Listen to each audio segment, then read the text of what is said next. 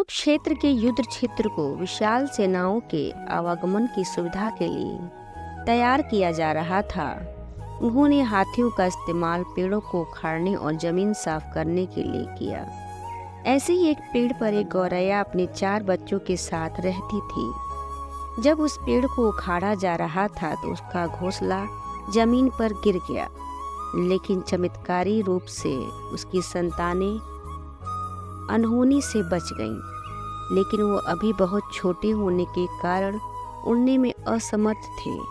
कमजोर और भयभीत गौरैया मदद के लिए इधर उधर देखती रही। तभी उसने कृष्ण को अर्जुन के साथ वहां आते देखा।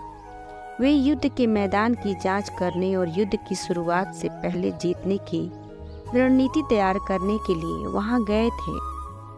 उसने कृष्ण के रथ तक पहुंचने के लिए अपने छोटे पंख फड़फड़ाए और किसी प्रकार श्री कृष्ण के पास पहुंची।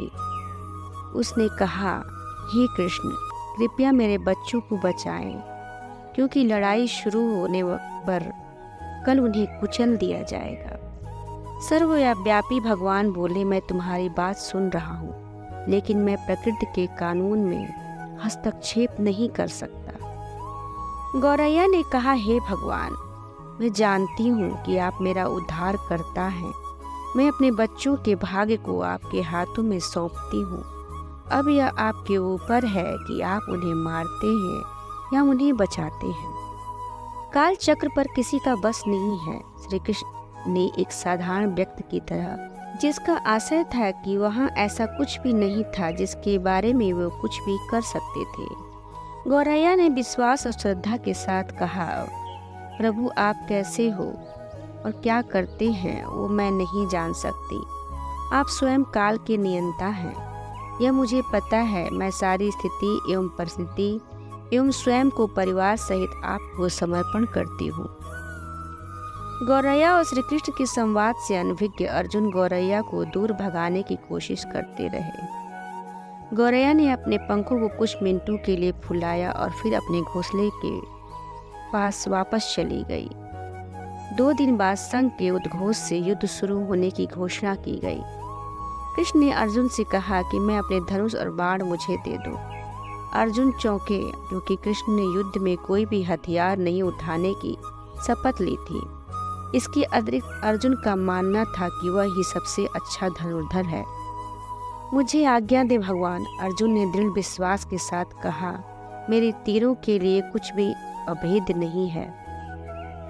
चुपचाप अर्जुन से धनुष लेकर कृष्ण ने एक हाथी को निशाना बनाया, लेकिन हाथी को मार के नीचे गिराने के बजाय तीर हाथी के गले की घंटी में जा टकराया और एक चिंगारी से उड़ गई।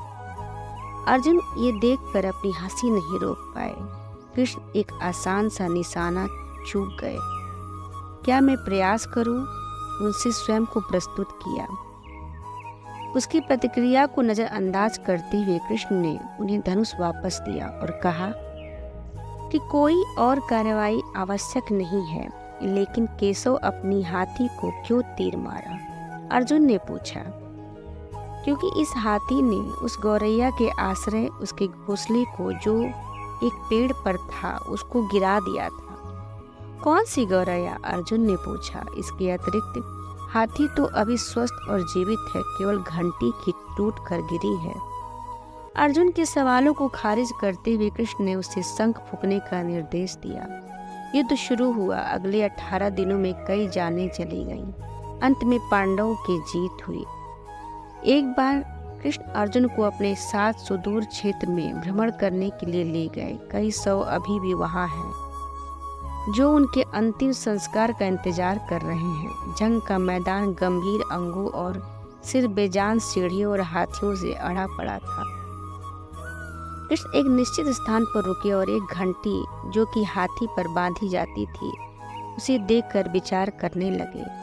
अर्जुन, उन्होंने कहा, क्या आप मेरे लिए यह घंटी उठाएंगे और इसे एक तरफ रख देंगे? निर्देश बिल्कुल सरल था, परंतु अर्जुन के समझ में नहीं आया। आखिरकार विशाल मैदान में जहां बहुत सी अन्य चीजों को साफ करने की जरूरत थी, कृष्ण उसे धातु के एक टुकड़े को रास्ते से हटाने के लिए क्यों कहेंगे? उसने प्रश्नवाचक दृष्टि से उनकी ओर देखा। हाँ, यह घंटी, कृष्ण ने दोहराया।